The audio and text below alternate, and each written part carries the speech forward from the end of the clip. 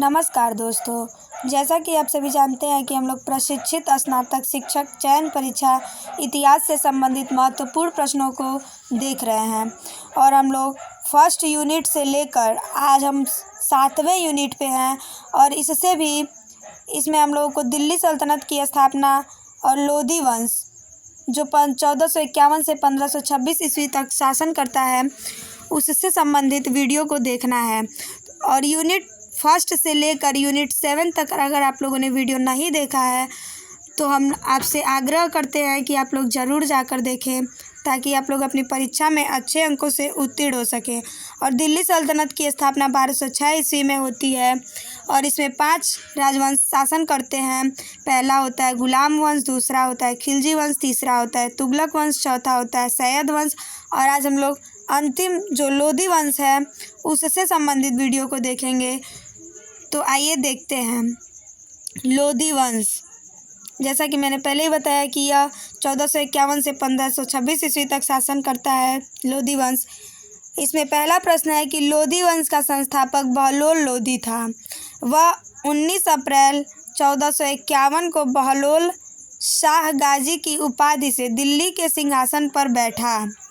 दूसरा प्रश्न है दिल्ली पर प्रथम अफगान राज्य की स्थापना का श्रेय बहलोल लोधी को दिया जाता है।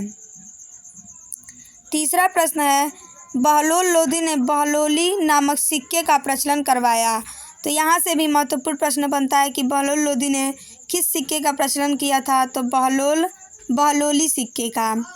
चौथा प्रश्न है वह अपने सरदारों को मकसद ए अली कहकर पुकारता था।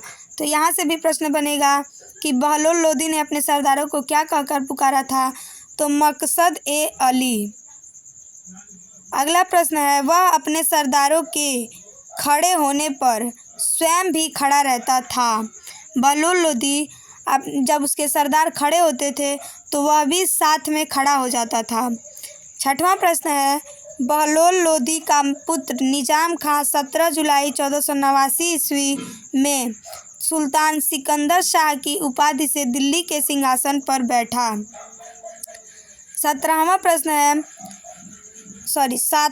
है 1504 ईस्वी में सिकंदर लोधी ने आगरा शहर की स्थापना की। यह 1489 ईस्वी से इसने कुछ महत्वपूर्ण कार्य नहीं किया था, इसलिए हम लोग उससे वीडियो नहीं देखेंगे। तो यह सिर्फ 1489 ईस्वी में सुल्तान बनता है सिकंदर शाह। सिकंदर लोधी को ही सिकंदर शाह कहा जाता है। सातवां प्रश्न है कि 1504 ईस्वी में सिकंदर लोधी ने आगरा शहर की स्थापना की। आठवां प्रश्न है भूमि के लिए मापन के प्रामाणिक पैमाना गजे सिकंदरी। यहाँ से महत्वपूर्ण प्रश्न बनता है का प्रचलन सिकंदर लोधी ने किया। तो यहाँ से प्रश्न ऐसे बनेगा कि गजे सिकंदरी नामक मापन के लिए गजे सिकंदरी का सर्वप्रथम प्रयोग किसने किया था या प्रचलन किसने किया था, तो सिकंदर लोधी ने। और किसके लिए था, तो भूमि के मापन के लिए। नौवां प्रश्न है गुलरुखी शीर्षक से फारसी कविताएं लिखने वाला सुल्तान सिकंदर लोधी था।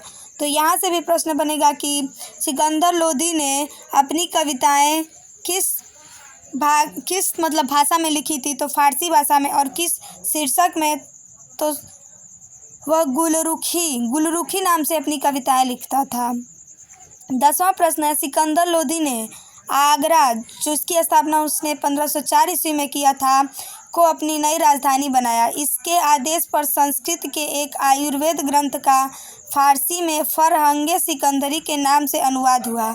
इसने नगरकोट के ज्वालामुखी मंदिर की मूर्ति को तोड़कर उसके टुकड़ों को कसाईयों को मांस तौलने के लिए दे दिया था। इसने मुसलमान को ताजिया निकालने एवं मुसलमान स्त्रियों को पीरों तथा संतों के मज़ार पर जाने पर प्रतिबंध लगा दिया था। तो यहाँ से भी प्रश्न बनता है कि ताजिया निकालने पर सर्वप्रथम प्रतिबंध किसने लगाया था, तो वह सिकंदर लोधी ने। 11वां प्रश्न है गले की बीमारी के कारण सिकंदर लोधी की मृत्यु 21 नवंबर 1517 ईस्वी को हो गई। इसी दिन इसका पुत्र इब्राहिम इब्राहिम शाह की उपाधि से आगरा के सिंहासन पर बैठा। 12वां प्रश्न है, संभवतः दिल्ली के सुल्तानों में सिकंदर लोदी प्रथम सुल्तान था जो हिंदुओं के त्योहारों मुख्यतः होली में भाग लेता था। 13वां प्रश्न है कि 21 अप्रैल 1526 ईस्वी को पानीपत के प्रथम युद्ध में इब्राहिम लोदी बाबर से हार गया। इस युद्ध में वह मारा गया। 14वां प्रश्न है, बाबर को भारत पर आक्रमण के लिए निमंत्रण पंजाब के शासक दौलत खां लोदी एवं इब्राहिम लोदी के चाचा आलम खां ने दिया था। इस प्रकार और अगला प्रश्न है 15वां और अंतिम प्रश्न है कि दिल्ली की मोठ मस्जिद सिकंदर लोदी के प्रधानमंत्री जिसे वजीर कहा जाता था मियां भोईया ने 1505 ईस्वी में बनवाई थी। इस प्रकार मैंने आप लोगों को प्रशिक्षित स्नातक शिक्षक चयन परीक्षा इतिहास से संबंधित जो आप लोगों का यूनिट 7 है उसमें हम लोग दिल्ली सल्तनत की स्थापना में हम लोगों को पढ़ना था गुलाम वंश को, खिलजी वंश को, सैयद वंश को, तुगलक वंश को और लोदी वंश को। तो हम लोगों ने पांचों राजवंशों को देख लिया है। कल हम लोग इससे संबंधित और वीडियो को देखेंगे। तो अगर आप लोगों ने मेरा फर्स्ट से लेकर 7वें यूनिट तक वीडियो नहीं देखा है तो ज़रूर देखें। मैं प्लेलिस्ट को अपने डिस्क्रिप्शन बॉक्स में दे देती हूँ। और अगर आप चैनल पर नए हैं तो चैनल को लाइक से और सब्सक्राइब करना न भूलें। वीडियो को अच्छे से देखें और नोटिफिकेशन ऑन कर लें ताकि मैं अगर कोई भी वीडियो डालूँ तो आपके पास सबसे पहले पहुँचे और आप लोग अपनी तैयारी अच्छे से कर सकें और आप लोग अपने परीक्षा में अच्छे अंकों से उत्तीर्ण हो। इसी शुभकामनाओं के साथ नमस्कार।